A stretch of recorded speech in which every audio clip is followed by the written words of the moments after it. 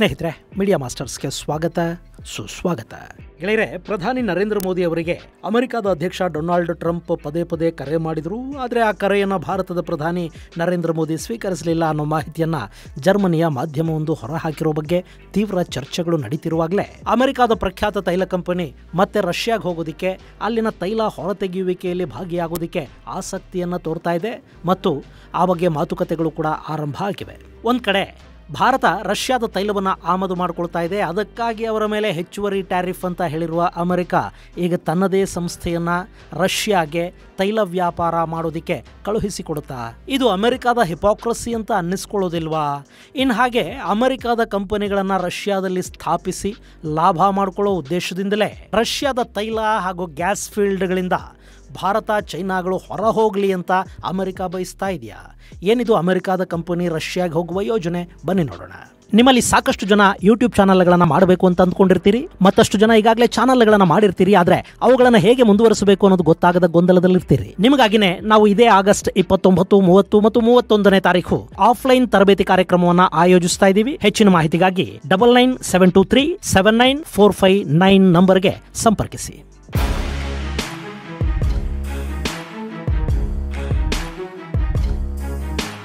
ಗೆಳೆಯರೆ, ನಿಮಗೆ ನೆನಪಿರಬೇಕು, Russia Ukraine ಯುದ್ಧ ಶುರುವಾದ ಸಂದರ್ಭದಲ್ಲಿ, ಅಂದರೆ 2022ರಲ್ಲಿ ರಷ್ಯಾದ ತೈಲ ವ್ಯಾಪಾರದಲ್ಲಿ ತೊಡಗಿಸಿಕೊಂಡಿದ್ದ ಅಮೆರಿಕದ ಕಂಪನಿಯೊಂದು ಹೊರ ಹೋಗ್ತಾ ಇದೆ ಅನ್ನೋ ಮಾಹಿತಿಯನ್ನು ನಿಮಗೆ ಕೊಟ್ಟಿದ್ದೆ. ಆ ತೈಲ ಪ್ರಾಜೆಕ್ಟ್ನ ಹೆಸರು ಸಖಾಲಿನ್-1 ಮತ್ತು ಅವತ್ತು ಆ ಯೋಜನೆಯ ಪಾಲುದಾರಿಕೆಯಿಂದ ಹೊರ ನಡೆದದ್ದು ಅಮೆರಿಕದ ಎಕ್ಸಾನ್ ಅನ್ನೋ ಕಂಪನಿ. ಗೆಳೆಯರೆ, ನೀವಿಲ್ಲಿ ನೋಡ್ತಾ ಇದ್ದೀರಲ್ಲ, ಇದು ಸಖಾಲಿನ್ ದ್ವೀಪ. ಇದರ ಈಶಾನ್ಯ ಭಾಗದಲ್ಲಿ ಒಖಾತ್ಸ್ ಸಮುದ್ರ ಇದೆಯಲ್ಲ, ಅಲ್ಲಿ ತೈಲ ಹಾಗೂ ಅನಿಲವನ್ನು ಹೊರತೆಗೆಯೋ ಯೋಜನೆಯನ್ನ ರಷ್ಯಾದ ರೋಸ್ನೆಫ್ಟ್ ಮಾಡ್ತಾ ಇದೆ. ಇದರಲ್ಲಿ ಅಮೆರಿಕ, ಜಪಾನ್ ಹಾಗೂ ಭಾರತದ ಕಂಪನಿಗಳ ಪಾಲುದಾರಿಕೆ ಕೂಡ ಇದೆ. 1990ರ ಸಂದರ್ಭದಲ್ಲಿ ಪ್ರಾರಂಭವಾದ ಈ ಸಖಾಲಿನ್-1 ಆಯಿಲ್ ಪ್ರಾಜೆಕ್ಟು ಸುಮಾರು 2.3 ಬಿಲಿಯನ್ ಬ್ಯಾರೆಲ್ನಷ್ಟು ತೈಲವನ್ನು ಹೊಂದಿದೆ. ಜೊತೆಗೆ 17.1 ಟ್ರಿಲಿಯನ್ ಕ್ಯೂಬಿಕ್ ಫೀಟ್ನಷ್ಟು ಗ್ಯಾಸ್ ಇಲ್ಲಿದೆ ಅಂತ ಹೇಳ್ತಾರೆ. ಈ ಯೋಜನೆಯಲ್ಲಿ ರಷ್ಯಾದ ರೋಸ್ನೆಫ್ಟ್ 20% ಪಾಲುದಾರಿಕೆಯನ್ನು ಹೊಂದಿತ್ತು. ಭಾರತದ ONGC ವಿದೇಶ್ ಲಿಮಿಟೆಡ್ಗೆ 20% ಹಾಗೂ ಜಪಾನ್ನ ಸುಡೋಕೋ 30% ಹಾಗೂ ಅಮೆರಿಕದ ಎಕ್ಸಾನ್ 30% ಪಾಲುದಾರಿಕೆಯನ್ನು ಹೊಂದಿತ್ತು. ಮತ್ತು ಈ ಸಖಾಲಿನ್-1 ಪ್ರಾಜೆಕ್ಟ್ ಉಸ್ತುವಾರಿಯನ್ನು, ಅಂದರೆ ಇಲ್ಲಿ ತೈಲವನ್ನು ಹೊರತೆಗೆಯುವ ಜವಾಬ್ದಾರಿಯನ್ನು ಕೂಡ ಎಕ್ಸಾನ್ ಸಂಸ್ಥೆನೇ ವಹಿಸಿಕೊಂಡಿತ್ತು. ಗೆಳೆಯರೆ, ಇದು 90ರ ದಶಕದಲ್ಲಿ ರಷ್ಯಾ ಹಾಗೂ ಅಮೆರಿಕಗಳ ನಡುವೆ ಆದ ಒಪ್ಪಂದ. ಇದಲ್ಲದೆ ಇನ್ನೂ ಸಾಕಷ್ಟು ಕಡೆಗಳಲ್ಲಿ ಎಕ್ಸಾನ್ ರಷ್ಯಾದ ತೈಲ ಯೋಜನೆಗಳಲ್ಲಿ ಹೂಡಿಕೆ ಮಾಡಿತ್ತಾದರೂ ರಷ್ಯಾ 2014ರಲ್ಲಿ ಕ್ರಿಮಿಯಾನ ಆಕ್ರಮಿಸಿಕೊಂಡ ಸಂದರ್ಭದಲ್ಲಿ ರಷ್ಯಾದ ಮೇಲೆ ಅಮೆರಿಕ ಒಂದಷ್ಟು ನಿರ್ಬಂಧಗಳನ್ನು ಹೇರ್ತಲ್ಲ. ಈ ಕಾರಣದಿಂದ ಎಕ್ಸಾನ್ ತನ್ನ ಸಾಕಷ್ಟು ಹೂಡಿಕೆಗಳನ್ನು ಹಿಂಪಡಿತು. ಆದರೆ ಸಖಾಲಿನ್ನಲ್ಲಿ ಮಾತ್ರ 2022ರವರೆಗೆ ಎಕ್ಸಾನ್ ಮುಂದುವರೆಕೊಂಡು ಬಂತು. ಆದರೆ 2022ರಲ್ಲಿ ರಷ್ಯಾ ಯುಕ್ರೇನ್ ಮೇಲೆ ದಾಳಿ ಮಾಡಿ ಅಮೆರಿಕ ಮತ್ತು ಯುರೋಪ್ಗಳ ಒತ್ತಡಗಳಿಗೆ ತುತ್ತಾಯ್ತಲ್ಲ, ಆ ಸಂದರ್ಭದಲ್ಲಿ ರಷ್ಯಾದಲ್ಲಿದ್ದ ಸಾಕಷ್ಟು ಅಮೆರಿಕ ಮೂಲದ ಕಂಪನಿಗಳು ಅಲ್ಲಿಂದ ವಾಪಸ್ ಹೋದವು. ನೂರಾರು ರಿಟೇಲ್ ಮಳಿಗೆಗಳು ಬಾಗಿಲು ಹಾಕೊಂಡ್ವು. ಕಡೆಗೆ ಗೂಗಲ್ ಕೂಡ ರಷ್ಯಾಗೆ ನಾವು ಸೇವೆಯನ್ನು ನಿಲ್ಲಿಸ್ತೀವಿ ಅಂತ ಹೇಳ್ತು. ಅದೊಂಥರ ರಷ್ಯಾ ಮೇಲೆ ಹಾಕಲ್ಪಟ್ಟ ಸಾಮಾಜಿಕ ಬಹಿಷ್ಕಾರ. ಆ ಸಂದರ್ಭದಲ್ಲಿ ತನ್ನ 30% ಷೇರುಗಳನ್ನು ಮಾರಾಟ ಮಾಡಿ ಸಖಾಲಿನ್ನಿಂದ ಎದ್ದು ಹೋಗೋದಕ್ಕೆ ಈ ಎಕ್ಸಾನ್ ಕೂಡ ಮುಂದಾಯ್ತಾದರೂ ಅದಕ್ಕೆ ರಷ್ಯಾ ಅವಕಾಶವನ್ನು ಕೊಡಲಿಲ್ಲ. ಯಾವ ಕಂಪನಿಯೂ ತನ್ನ ಷೇರುಗಳನ್ನು ಮಾರಾಟ ಮಾಡೋದಕ್ಕೆ ಅವಕಾಶ ಇಲ್ಲದ ಹಾಗೆ ರಷ್ಯಾ ಮಾಡ್ತು. ಹೀಗಾಗಿ ತನ್ನ ಹೂಡಿಕೆಯನ್ನು ಅಲ್ಲೇ ಬಿಟ್ಟು ಎಕ್ಸಾನ್ ರಷ್ಯಾದಿಂದ ಹೊರ ಹೋಗಬೇಕಾಯಿತು. ಆದರೆ ಭಾರತ ಮತ್ತು ಜಪಾನ್ಗಳು ಹಾಗೆ ಅಲ್ಲೇ ಉಳ್ಕೊಂಡು.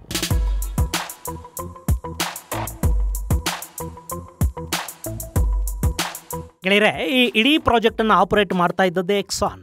ಹೀಗಾಗಿ ಅವ್ರು ಎದ್ದು ಹೋದರೆ ಸಖಾಲಿನ್ನಲ್ಲಿ ತೈಲ ಹೊರತೆಗೆಯೋದು ನಿಂತು ಹೋಗುತ್ತೆ. ಯುದ್ಧ ಇನ್ನೆಷ್ಟು ದಿನ? 1, 2, 3, 6 ತಿಂಗಳು ಎಲ್ಲ ಸರಿ ಹೋಗುತ್ತೆ. ಅಲ್ಲಿಗೆ ಮತ್ತೆ ಹೋಗಿ ಕೂತರಾಯಿತು ಅಂತ ಎಕ್ಸಾನ್ ಭಾವಿಸಿತ್ತಾದರೂ 3 ವರ್ಷಗಳು ಕಳೆದರೂ ಯುದ್ಧ ಮಾತ್ರ ಮುಗಿತಾ ಇಲ್ಲ. ಎಕ್ಸಾನ್ ಎದ್ದು ಹೋಯ್ತು ಅನ್ನೋ ಕಾರಣಕ್ಕೆ ಅಲ್ಲಿ ತೈಲ ಹೊರತೆಗೆಯೋ ಕೆಲಸ ಕೂಡ ನಿಂತಿಲ್ಲ. 2022-23ರಲ್ಲಿ ಸುಮಾರು 2,20,000 ಬ್ಯಾರೆಲ್ ಪ್ರತಿನಿತ್ಯದಂತೆ ತೈಲವನ್ನು ಹೊರತೆಗೆಯಲಾಗ್ತಾ ಇತ್ತು. 2024ರಲ್ಲಿ ಅದರ ಪ್ರಮಾಣ 1,98,000 ಬ್ಯಾರೆಲ್ಗೆ ಇಳಿತು. ಇನ್ನು ಈಗ ಪ್ರತಿನಿತ್ಯ ಸರಾಸರಿ 1,60,000 ಬ್ಯಾರಲ್ ತೈಲವನ್ನ ಅಲ್ಲಿ ಹೊರತೆಗೆಯಲಾಗ್ತಾ ಇದೆ. ಅದಕ್ಕೆ ಬೇಕಾದ ತಾಂತ್ರಿಕ ನೆರವನ್ನ ಭಾರತದ ONGC ಹಾಗೂ ರಷ್ಯಾದ ರೂಸ್ನೆಫ್ಟ್ ಮಾಡಿಕೊಂಡಿವೆ. ಇನ್ನು ಎಕ್ಸಾನ್ ಪಾಪ ಎಷ್ಟು ದಿನ ಅಂತ ಲಾಭ ಬರೋ ಪ್ರಾಜೆಕ್ಟ್ ನಿಂದ ದೂರ ಉಳಿಯೋದಕ್ಕೆ ಸಾಧ್ಯ ಆಗುತ್ತೆ. ಈಗ ಅವರಿಗೂ ರಷ್ಯಾದ ಸಖಾಲಿನ್ನಲ್ಲಿನ ತೈಲ ಬೇಕು. ಇನ್ನು ಅಮೆರಿಕದ ಅಧ್ಯಕ್ಷ ಡೊನಾಲ್ಡ್ ಟ್ರಂಪ್ ಒಬ್ಬ ವ್ಯಾಪಾರಿ. ಆತನ ಚುನಾವಣೆಗಳ ಸಂದರ್ಭದಲ್ಲಿ ಟ್ರಂಪ್ಗೆ ಡೊನೇಷನ್ಗಳನ್ನು ಕೊಟ್ಟ ಉದ್ಯಮಿಗಳ ಪಟ್ಟಿಯಲ್ಲಿ ಅಲ್ಲಿನ ಇಂಧನ ಉತ್ಪಾದಕ ಕಂಪನಿಗಳ ಪಾಲು ಕೂಡ ದೊಡ್ಡ ಮಟ್ಟದಲ್ಲಿದೆ. ಜೊತೆಗೆ ಈ ಎಕ್ಸಾನ್ ಜೊತೆ ಕೂಡ ಟ್ರಂಪ್ಗೆ ನಿಕಟ ಸಂಪರ್ಕಗಳು ಸಂಬಂಧಗಳು ಇವೆ.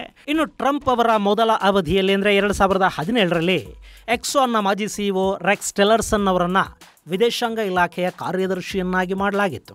ಈ ಟಿಲ್ಲರ್ಸನ್ ಪುತಿನ್ ಜೊತೆ ಕೂಡ ಅತ್ಯುತ್ತಮ ಸಂಬಂಧಗಳನ್ನು ಇಟ್ಕೊಂಡಿದ್ರು. ಎಕ್ಸಾನ್ನ ಕಾರಣದಿಂದ ಈತನಿಗೆ ಪುತಿನ್ 2013ರಲ್ಲಿ ಆರ್ಡರ್ ಆಫ್ ಫ್ರೆಂಡ್ಶಿಪ್ ಪ್ರಶಸ್ತಿಯನ್ನು ಕೊಟ್ಟು ಗೌರವಿಸ್ತಾರೆ. ಈ ಎಕ್ಸಾನ್ನಿಂದ ರಷ್ಯಾಗೆ ಕೂಡ ತುಂಬಾನೇ ಉಪಯೋಗ ಆಗ್ತಾ ಇತ್ತು. ಆದರೆ ಯುಕ್ರೇನ್ ಯುದ್ಧದ ಸಂದರ್ಭದಲ್ಲಿ ಎಕ್ಸಾನ್ ರಷ್ಯಾದಿಂದ ಎದ್ದು ಹೊರ ಹೋಗಬೇಕಾಗಿ ಬಂತು. ಇನ್ನು ಈಗ ಟ್ರಂಪ್ ಆಡಳಿತಾನೇ ಅಮೆರಿಕಾದಲ್ಲಿ ಮತ್ತೆ ಬಂದಿದೆ. ಅವರು ಹಿಂದೆನೇ ಎಷ್ಟು ಸಾಧ್ಯನೋ ಅಷ್ಟು ತೈಲವನ್ನು ಹೀರಿಬಿಡಿ ಅಂತ ತೈಲೋದ್ಯಮಿಗಳಿಗೆ ಹೇಳಿಬಿಟ್ಟಿದ್ದಾರೆ. ಹೀಗಾಗಿ ಎಕ್ಸಾನ್ ಮತ್ತೆ ರಷ್ಯಾಗೆ ಕಾಲಿಡೋದಕ್ಕೆ ಆಸಕ್ತಿಯನ್ನು ತೋರ್ತಾ ಇದೆ. ಈ ಬಗ್ಗೆ ಬ್ಯಾಕ್ ಡೋರ್ ಮಾತುಕತೆಗಳು ಲಾಬಿಗಳು ಶುರುವಾಗಿವೆ ಅಂತ ಹೇಳ್ತಾ ಇದ್ದಾರೆ. ಪುತಿನ್ ಹಾಗೂ ಟ್ರಂಪ್ ನಡುವಿನ ಅಲಾಸ್ಕಾ ಭೇಟಿಯ ಸಂದರ್ಭದಲ್ಲಿ ಎರಡೂ ದೇಶಗಳ ನಾಯಕರು ಈ ಬಗ್ಗೆ ಮಾತುಕತೆಗಳನ್ನು ನಡೆಸಿದ್ದಾರೆ ಅಂತ ಕೂಡ ಹೇಳಲಾಗ್ತಾ ಇದೆ. ಟ್ರಂಪ್ಗೆ ರಷ್ಯಾದ ತೈಲ ನಿಕ್ಷೇಪಗಳು, ಅಲ್ಲಿನ ಅತ್ಯದ್ಭುತ ಖನಿಜ ಸಂಪತ್ತಿನ ಬಗ್ಗೆ ತುಂಬ ಚೆನ್ನಾಗಿ ಗೊತ್ತಿದೆ. ಹೀಗಾಗಿ ಏನಾದರೂ ಮಾಡಿ ಅದರ ಲಾಭವನ್ನು ಸಂಪೂರ್ಣವಾಗಿ ತಗೊಂಡು ಬಿಡಬೇಕು ಅಂತ ಟ್ರಂಪ್ ಬಯಸ್ತಾರೆ. ಅಷ್ಟೇ ಅಲ್ಲ, ತಾನು ಮೇಯಬೇಕು ಅಂದ್ಕೊಂಡಿರೋ ಜಾಗದಲ್ಲಿ ಬೇರೆ ಯಾರೇ ಬಂದು ಒಂದೇ ಒಂದು ಹುಲ್ಲಿನ ಕಡ್ಡಿ ತಿಂದರೂ ಅದನ್ನು ಸಹಿಸಿಕೊಳ್ಳೋದಕ್ಕೆ ಅಮೆರಿಕಾಗೆ ಸಾಧ್ಯ ಆಗೋದಿಲ್ಲ. ಹೀಗಾಗಿನೇ ರಷ್ಯಾದಲ್ಲಿ ತನ್ನ ಕಂಪನಿಗಳಿಗೆ ಜಾಗ ಮಾಡಿಕೊಡೋದಕ್ಕೆ ಅಮೆರಿಕ ಭಾರತವನ್ನು ಅಲ್ಲಿಂದ ಓಡಿಸಬೇಕು ಅಂತ ಪ್ರಯತ್ನ ಮಾಡ್ತಾ ಇದೆಯಾ? ಈಗ ಹುಟ್ಟುತ್ತಾ ಇರೋ ಅನುಮಾನಗಳ ಪೈಕಿ ಇದು ಕೂಡ ಒಂದು.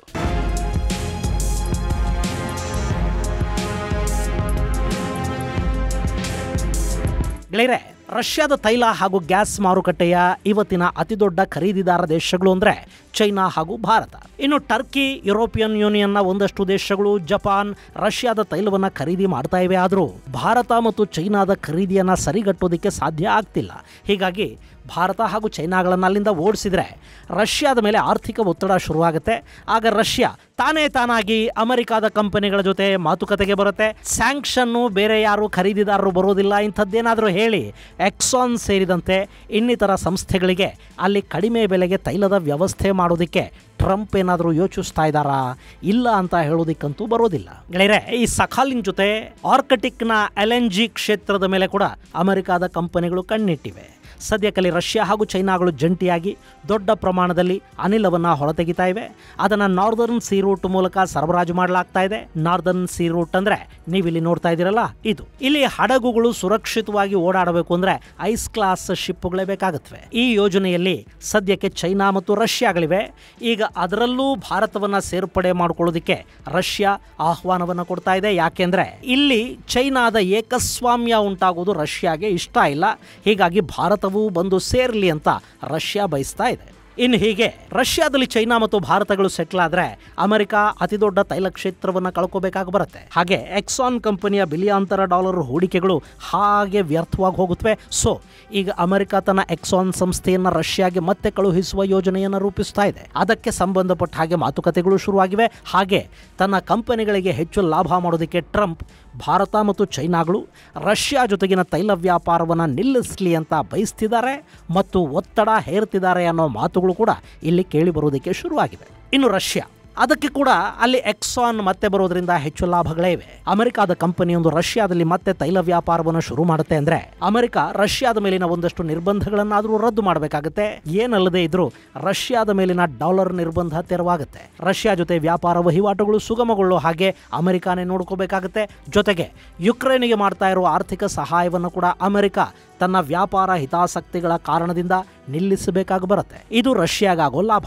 ಸೊ ರಷ್ಯಾ ಕೂಡ ಅಮೆರಿಕಾದ ತೈಲ ಕಂಪನಿಗಳು ಮತ್ತೆ ಬರಲಿ ಅಂತಲೇ ಬಯಸುತ್ತೆ. ಆದರೆ ಅದಕ್ಕೊಂದಷ್ಟು ಕಂಡೀಷನ್ಗಳನ್ನಂತೂ ಹಾಕತ್ತೆ. ಇನ್ನು ಇದು ನಿಜಕ್ಕೂ ಸಮಸ್ಯೆ ಅನ್ಸೋದು ಯುರೋಪಿಯನ್ ದೇಶಗಳಿಗೆ. ಅವರಿಗಾಗಲೇ ಯುಕ್ರೇನ್ ಯುದ್ಧದ ಮೇಲೆ ಸಾಕಷ್ಟು ಹೂಡಿಕೆ ಮಾಡಿದ್ದಾರೆ. ಅದು ಅಮೆರಿಕಾನ ನಂಬಿಕೊಂಡು ಹೂಡಿಕೆ ಮಾಡಿದ್ದಾರೆ. ಆ ಯುದ್ಧ ಈಗ ಹೀಗೆ ಅಮೆರಿಕಾದ ಲಾಭಗಳಿಗಾಗಿ ನಿಂತೋದ್ರೆ ಅಲ್ಲಿ ಎಲ್ಲ ರೀತಿಯಲ್ಲೂ ನಷ್ಟಕ್ಕೀಡಾಗೋದು ಯುರೋಪಿಯನ್ ಯೂನಿಯನ್.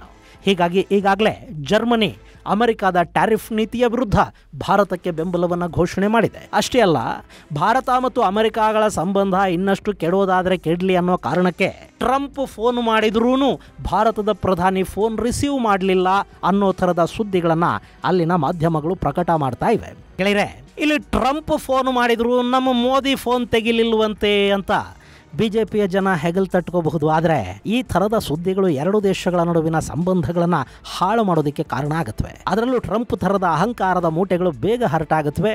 ಹಾಗೇನಾದರೂ ಆಗಿ ಭಾರತ ಮತ್ತು ಅಮೆರಿಕ ಇನ್ನಷ್ಟು ಜಗಳಕ್ಕೆ ನಿಂತರೆ ಅದರಿಂದ ನಮಗೇನು ಲಾಭ ಆಗಬಹುದು ಅಂತ ಯುರೋಪ್ ಕಾಯ್ತಾ ಇರುತ್ತೆ. ಲಾಭ ಅಂದ್ರೆ ಇನ್ನೇನು? ವ್ಯಾಪಾರ, ಆಯುಧ ಖರೀದಿಯ ವ್ಯಾಪಾರ. ಒಟ್ಟು ಇಡೀ ಜಗತ್ತು ಲಾಭ ನಷ್ಟಗಳ ಲೆಕ್ಕಾಚಾರದಲ್ಲಿದೆ. ಅದು ಇನ್ನು ಎಲ್ಲಿಗೆ ಹೋಗಿ ಮುಟ್ಟುತ್ತೆ ಅನ್ನೋದನ್ನ ನಾವು ಕಾದು ನೋಡಬೇಕು. ಇದು ಗೆಳೆಯರೆ, ರಷ್ಯಾದಲ್ಲಿ ಮತ್ತೆ ಕಾಲಿಡೋದಕ್ಕೆ ಅಮೆರಿಕದ ತೈಲ ಕಂಪನಿಗಳ ಪ್ರಯತ್ನ ಮತ್ತು ಚೈನಾ ಹಾಗೂ ಭಾರತಗಳ ಮೇಲೆ ಬೀಳ್ತಿರೋ ಒತ್ತಡದ ಹಿಂದಿನ ಕಾರಣದ ಕುರಿತಾದ ಒಂದಷ್ಟು ಮಾಹಿತಿ ಮುಂದಿನ ಸಂಚಿಕೆಯಲ್ಲಿ ಮತ್ತಷ್ಟು ವಿಶೇಷಗಳ ಜೊತೆ ಮತ್ತೆ ಭೇಟಿಯಾಗೋಣ. ಅಲ್ಲಿವರೆಗೆ ಜೈ ಹಿಂದ್, ಜೈ ಕರ್ನಾಟಕ.